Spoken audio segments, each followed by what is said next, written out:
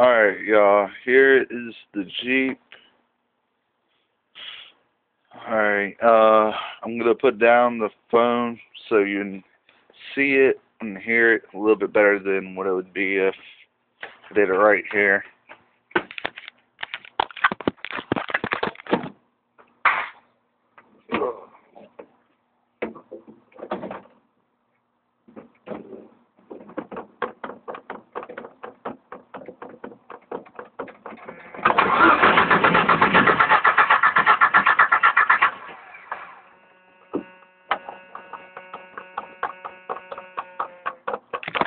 Whole thing is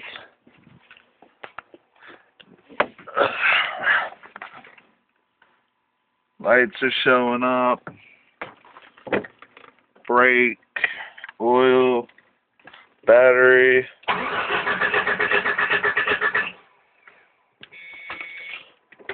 Alright, but I just replaced the crankshaft sensor, so let me know.